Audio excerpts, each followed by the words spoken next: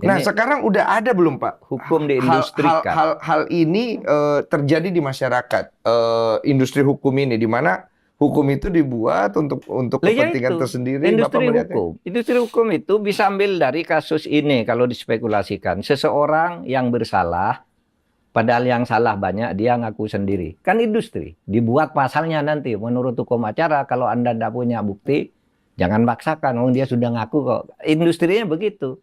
Ada orang yang sudah bersalah, dicarikan pasal bahwa, oh dia bisa kok, ditanyakan oleh... Dicari-carikan. Dicarikan, itu namanya industri hukum. Anda tidak salah, dicarikan pasal untuk bersalah, itu gampang sekali di negeri ini. Oh iya. Orang, wah banyak sekarang. Orang tiba-tiba diajukan, dilaporkan ke polisi lalu dipanggil berkali-kali, di-strap gitu. Padahal dia tidak salah, tidak punya, tidak pernah melakukan apa-apa.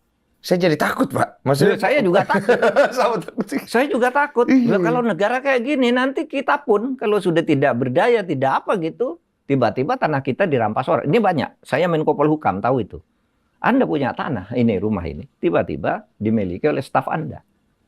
Maju ke polisi, Anda kalah. Karena tahu memang dia punya mengubah sertifikat tuh bisa melalui password yang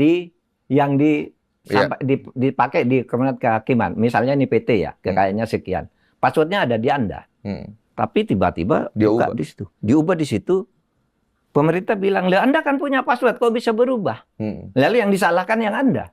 Padahal ini ada permainan. Notaris dipalsukan apa itu. Malah yang sekarang banyak dihukum itu orang, ada beberapa, itu dia punya perusahaan besar dirampas dengan notaris palsu, tapi menang. Yang punya semula ini masuk penjara, sekarang ini masih ada. Saya tahu itu, Pak. Tahu kan? Tahu. Iya. Dan itu Bukan lumayan, rahasia kan? bukan rahasia, itu memang cukup banyak gitu. Banyak. Jadi jatuhnya kata kriminalisasi itu mencuat ke depan bahwa status hukum di Indonesia itu banyak dilakukan proses kriminalisasi Iya, gitu. kriminalisasi. Termasuk dengan isu-isu yang kemarin Nadiem itu kan Ya. keluar tuh. Ya. Sebenarnya kan jadinya kita nih bingung. Bingungnya apa? Sebenarnya orang-orang ini bersalah apa enggak? Ya itu masalahnya. Jadi menimbulkan masalah kan? Iya, hukum menyelesaikan masalah tapi jadi menimbulkan masalah. Lalu akibatnya apa? Akibatnya masyarakat bikin hukum sendiri kan? Lama-lama kalau hukum sendiri aja. Nah itulah awal mula bubarnya negara, kita masyarakat sudah distrust, kemudian bikin hukum sendiri-sendiri, melakukan disobedience, pecah. Tekanan 70/40, Nadia 142.